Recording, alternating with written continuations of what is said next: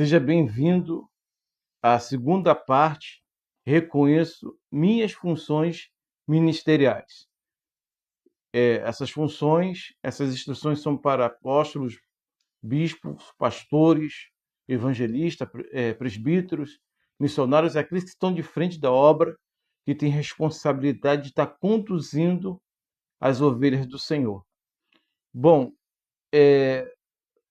devemos reconhecer e executar as seguintes funções ministeriais.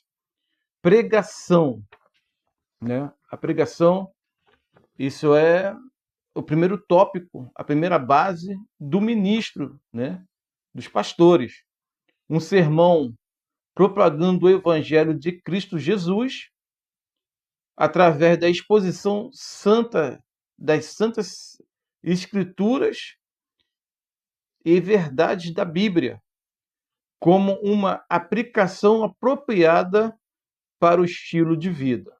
Esse é o primeiro ponto ministerial da vida do pastor. Quando eu falo pastor, eu estou colocando aqui apóstolos, evangelistas, missionários que estão de frente da obra do Senhor, né? Para os irmãos entenderem. Vamos simplificar aqui para ficar fácil, né?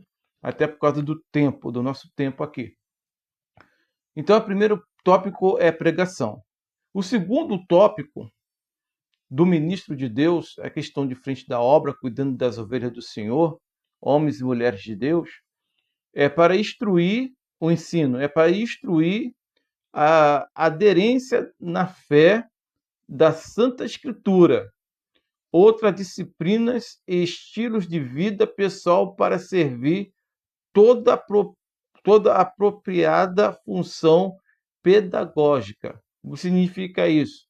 Tanto a Bíblia associada com outros livros, né? Outros autores, né? Cristãos, por exemplo, um livro que fala sobre eu tenho fome de Deus, famintos por Cristo, adoradores, né? Enfim, tem vários livros associados, livros de instruções, até mesmo a teologia, a própria teologia, né? Então, livros que ajudam na nutrição do crescimento espiritual do ministro do Evangelho, né?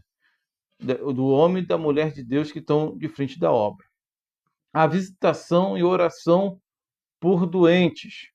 É necessário que haja uma equipe de oração, pastores, em nome de Jesus, para visitar os doentes, para chamar aqueles que estão doentes no corpo, ou na mente, ou em casa, hospitais, em outros alojamentos, para representar Jesus Cristo, né, na sua igreja, em dons de misericórdia e amor, para oferecer oração para curar, para o conforto e a santa comunhão.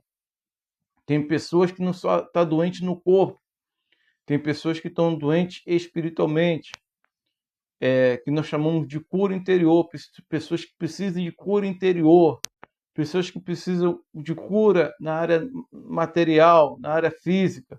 Então, isso tudo o pastor tem que estar preparado com ensinos, com preparo, com livro, com instruções, né, que fala sobre cura interior, que fala sobre cura física, né? O pastor tem que estar bem instruído nisso, né? Os ministros do Evangelho têm que estar bem instruídos. Os pastores e o povo de Deus.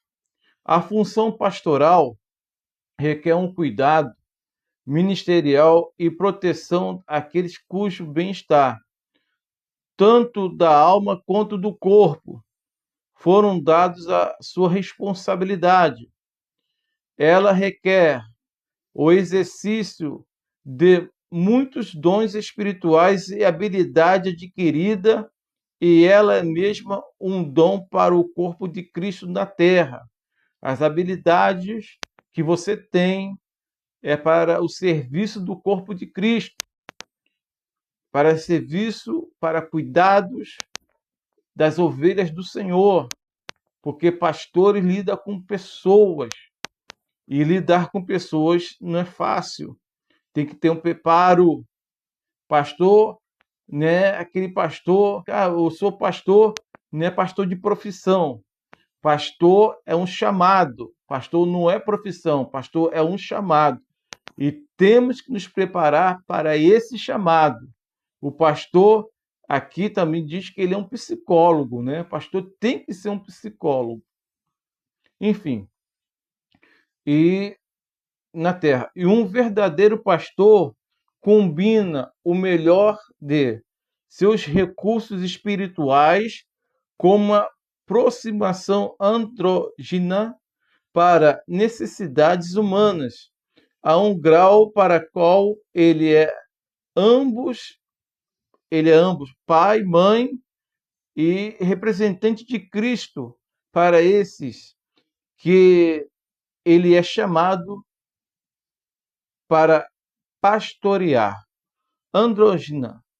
Vou explicar aqui. Andrógina é um ser vivo dotado para características biológicas pertencentes ao sexo masculino, como das procedentes do sexo feminino, com toda certeza, o autor de serem a posição psicológica que o pastor deve possuir ao liderar com irmãos e irmãs em Cristo, relacionando de modo masculino para atender às solicitações masculinas e de modo feminino para entender solicitações femininas. Ser pai e mãe ao mesmo tempo. Isso é facilmente confirmado pelo próprio procedimento do texto. Baseia-se provavelmente em 1 Coríntios, capítulo 9, versículo 22. Fiz-me de fraco para ganhar os fracos e me fiz de tudo para todos, para que por todos em meio chegar a salvação a alguns. Quer dizer, o pastor, a pastora, enfim, aqueles que estão em frente da obra, não existe o sexo. Ele é pai e mãe na questão espiritual. Então ele tem que olhar num todo, o pastor tem que olhar para o homem, para a mulher, como irmãos em Cristo.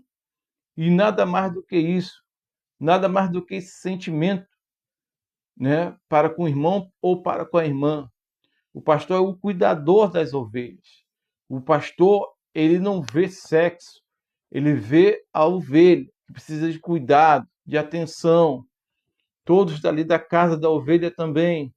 Então, o pastor tem que ter esse equilíbrio emocional e não pode se perder aí, confundir as emoções. O pastor não pode confundir as emoções, tá? Então, essa é a parte andrógena, né, da vida do pastor. Enfim, eu vou terminando por aqui. Daqui a pouco eu vou, nos próximos, falar sobre o 5, 6, o 7, 8, senão o vídeo fica muito extenso, tá? Fica prestando atenção aí na terceira aula, em nome do Senhor Jesus. Apóstolo Cristóvão R. Trindade. Fique na paz. É bom tê-lo conosco.